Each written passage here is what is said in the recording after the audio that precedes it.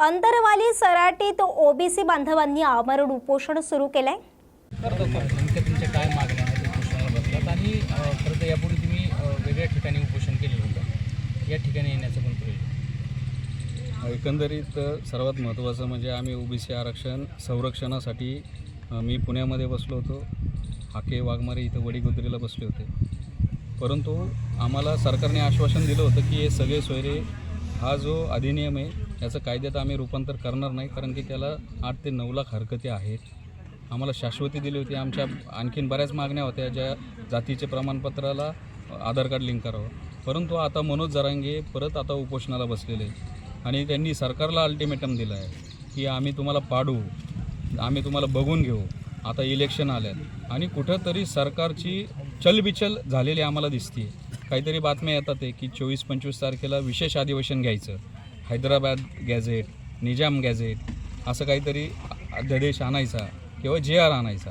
आमचं एकच म्हणणं आहे की आमचं ओबीसीचं आरक्षण अबाधित झालं पाहिजे आणि मनोज जरांगेंचं जे मागणी आहे की सरसकट ओबीसीमधनं, तर ते सरसकट ओबीसीमधनं म्हणजे त्यांचं म्हणणं असं आहे की जी बॅकडोर एंट्री आहे जी कुणबी दाखल्यांनी होती आहे ती 2004पासून जी पुरावे होते तेव्हापासून चालू होती, पण आता त्यांचं असं म्हणणं आहे की सरसकट द्यावं, हा सगळे सोयरेसारखं द्यावं, कुठल्या तरी वेगळ्या राज्याच्या कुठलं तरी गॅजेट आणावं आणि त्या गॅजेटनुसार सर्वांना द्यावं। याच्यामधून आमचं ओबीसीच्या आरक्षणाचं वाटोळं झालेलं आहे। गेल्या 8 ते 9 महिन्यामध्ये 10 ते 11 JR आलेले आहेत राज्य सरकारने काढलेले आहेत। या दबावातून लोकसभेला असं झालं, आता विधानसभेला नको म्हणून परत असेच काही JR आले आणि अख्खा महाराष्ट्र जर ते 57 लाख दाखले प्रत्येक जणाकडं कुणबी दाखला आला तर आमचं ओबीसीचं आरक्षण संपून जाईल। कालच एक बातमी होती की ओबीसीचं आरक्षण एक सरपंच पदासाठी होतं, आता कुणबी दाखला मिळालेल्या महिलेनं, मराठा समाजाच्या महिलेनं सरपंच पद आता त्यांना निवडून दिलेलं आहे। म्हणजे आम्हाला साधं तुम्ही ग्रामपंचायत सदस्य होऊन देणं आहे, आम्हाला सरपंच होऊन देणं आहे। मग जी लोकशाहीच्या किंवा या राजकीय पटलावरती जी आमची बेसिक आम्हाला जे स्ट्रक्चर असतं की जी आपण म्हणतो जी बालवाडी, त्या पंचायत राजमध्येच तुम्ही आम्हाला बाहेर काढता। आमच्या मुलांच्या शिक्षणाला, नोकरीला या कुणबी दाखल्याने तुम्ही त्याच्यावर अतिक्रमण करता। मनोज जरांगे 10% SCBC आरक्षणाबद्दल काही बोलत नाही, ते चालू आहे। 10% EWS आरक्षणमधील 8.5% आरक्षण मराठा समाजाने घेतलेलं आहे, त्याच्याबद्दल काही बोलत नाही। फक्त ओबीसीला जे काय मिळतं आहे त्याच्यात आम्हाला घुसायचं आहे, म्हणजे ओबीसीचं कुठंतरी प्रतिनिधित्व दिसतंय ते हाणून पाडायचं आणि ओबीसीच्या 400-450 जातीचं भवितव्य अंधकारात आणायचं। हे सगळे आता प्रयत्न चालू आहेत। ते पॉलिटिकल अजेंड्यावर आहेत, कारण की ते फक्त एकाच पक्षाला टार्गेट करतात। सत्तेमध्ये 3 पक्ष आहेत, फक्त BJPलाच टार्गेट करायचं। तर एकंदरीत त्यांचा पॉलिटिकल अजेंडा दिसून येतो।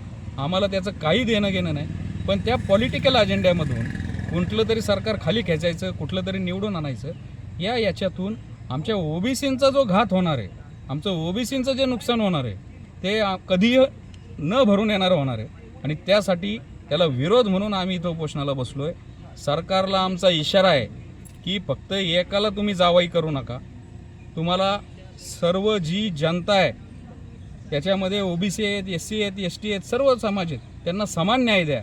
कुणावर अन्याय करू नका, कुणाच्या तरी उपोषणाचा दबाव, कुणाच्या तरी इशाऱ्यांचा दबाव, आम्ही तुम्हाला पाडतो, आम्ही या इलेक्शनला दाखवतो आणि त्याच्या माध्यमातून तुम्हाला असं वाटत असेल की ओबीसी हा संघटित नाही आहे, ओबीसी त्यांच्या हक्कांबद्दल जागृत नाही आहे, तर असं समजू नका।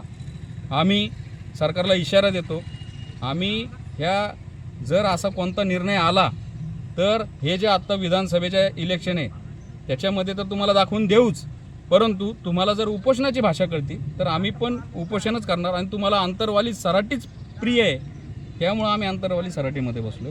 कारण की सरकार इथं पायघड्या टाकतं, इथं मुख्यमंत्री येतात, इथं प्रत्येक पक्षाचा अध्यक्ष येतो, इथं रिटायर्ड जज येतात, इथं सचिव येतात, इथं डिव्हिजनल कमिशनर येतात। म्हणून आम्ही सरकारचं येणं जाणं सोपं करण्यासाठी, त्यांचा खर्च वाचवण्यासाठी आम्ही इथं बसलो आहे। तिकडं आल्यानंतर तुम्ही आमच्या इथं पण या, सरकारला सोयीचं होण्यासाठी आम्ही इथं बसलो आहे। आमच्या आरक्षणामध्ये आम्ही घुसखोरी होऊन देणार नाही, त्यासाठी आम्ही अंतरवाली सराटीमध्ये प्राणांतिक उपोषण करतो आहे। इथं फक्त एकटा मंगेश सासणे नाही आहे, ओबीसीमधील विविध घटकातील आणखीन आम्ही एकूण 6 जण आम्ही उपोषणाला बसलेलो आहे आणि हे उपोषण आम्ही प्राणांतिक उपोषण करणार आहे आणि निर्णायक आमचं उपोषण असेल। आम्ही नुसत्या आश्वासनांवर थांबणार नाही। ओके, ठीक आहे. न्यूज मराठी 24/7 नवा भारत नवा विचार. सर्वत्र जैन बांधवांचा 10 दिवसांचा उपवास पर्व सुरू होतं, तर भाद्रपद पौर्णिमा उत्तम सणाचा दिवस असतो. चोपडा शहरात जैन बांधवांच्या वतीने पालखीची शोभायात्रा काढण्यात आली आहे. जैन धर्माचे संत श्री तारण मंडलाचार्यजी महाराज यांची मंदिर विधी निमित्त आज पालखीची शोभायात्रा निघते आमच्या चोपडा शहरामध्ये. जैन धर्मामध्ये दशलक्षण महापर्व म्हणजे जैन धर्मियांचे फार अत्यंत महत्त्वाचे असे 10 दिवस हे सार्वजनिक पर्व असतात. पूर्ण भारतामध्ये आमच्या जैन धर्मामध्ये धर्माची संयम, तप, उपवास या जैन धर्माच्या प्रत्येक अनुयायी आपल्या परीने त्याच्या शक्तीप्रमाणे प्रत्येक लहान असो मोठा असो ज्येष्ठ नागरिक असो ते त्यांच्याप्रमाणे जैन धर्माचे उपवास तप साधना करतात. आणि 10 दिवसाचे आमचे 10 असे प्रत्येक दिवसाचे दिवस असतात. आज भाद्रपद पौर्णिमा हा शेवटचा दिवस, हा उत्तम क्षमाचा दिवस असतो. आणि आमच्या जैन धर्मामध्ये उत्तम क्षमा हा एक महत्त्वाचा पर्व म्हणून साजरा केला जातो. की आमच्या जैन धर्मामध्ये विगत वर्षामध्ये आम्ही कोणाला काही आमच्या मनने वचनने कायाने कोणाचं मन दुखावलं असेल, जाणते अजाणतेमध्ये कोणाचं हृदयाला कोमल हृदयाला ठेस पोचली असेल तर आम्ही सर्व जैन धर्म त्याची हृदयाने क्षमा याचना करतो. असेच प्रत्येक प्राणीमात्रामध्ये असा आमच्या जैन धर्माचा प्रचार प्रसार व्हावा अशी आम्ही प्रभूचरणी भगवान महावीर चरणी श्री संत तारण मंडलाचार्य महाराज यांच्या चरणी आम्ही विनंती करतो. न्यूज मराठी 24/7 नवा भारत नवा विचार. देवेंद्र फडणवीस यांचा दबाव होता का, अशी आम्हाला शंका येते, असं वक्तव्य आमदार यशोमती ठाकूर यांनी केलंय. म्हटलंय की आम्ही सगळेजण आलो, कुठून आम्ही पोचलो.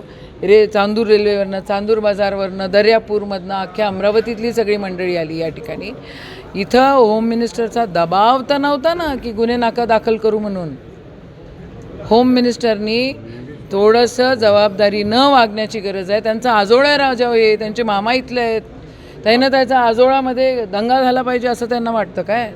ठिया झाला नसता तर त्यांना है ना, ठिया नसता केला तर संदर्भात पोलिसांचं काय म्हणणं आहे? नाही म्हणजे आम्हाला ठिया आता अटके संदर्भात तुम्ही त्यांनाच विचारा काय म्हणणं आहे. होम मिनिस्टरचं प्रेशर आहे का त्यांच्यावर गुन्हे दाखल न करायचे आणि त्यांना अटक नाही करायची, विचारा. की 3 तास ठिया आंदोलन करावं लागलं. कशासाठी पाहिजे ठिया आंदोलन करायला? का हे सुमोटो का नाही करू शकत पोलीस प्रशासन? यांना कळत नाही आहे का की काय कायदा सुव्यवस्था कोण हातात घेत आहे, का करत आहे? या सगळ्या गोष्टीमध्ये आदरणीय देवेंद्रजी फडणवीस यांचा हात तर नव्हता, यांचा दबाव तर नव्हता, असा डाऊट आम्हाला यायला लागला. सुमोटो या महाराष्ट्रामध्ये गुन्हे झाल्यानंतर का गुन्हे दाखल होत नाही? अत्याचार झाल्यानंतर का गुन्हे दाखल होत नाही? का आंदोलन करावं लागतं आहे? न्यूज मराठी 24/7 नवा भारत नवा विचार. पुण्यातील गणपतींची विसर्जन मिरवणुकीतील शेवटचा गणपती अलका चौकातून मार्गस्थ झालाय.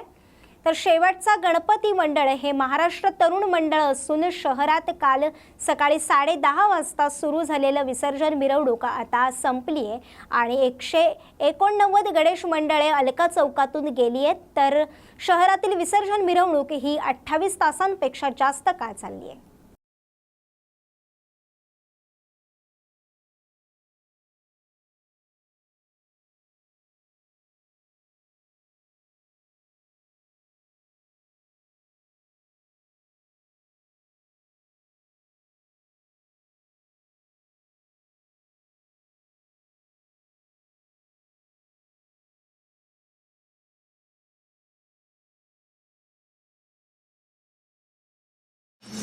न्यूज मराठी 24/7 नवा भारत नवा विचार.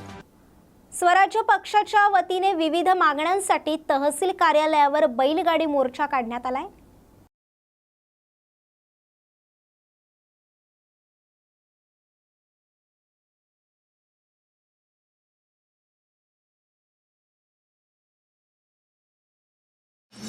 न्यूज मराठी 24/7 नवा भारत नवा विचार.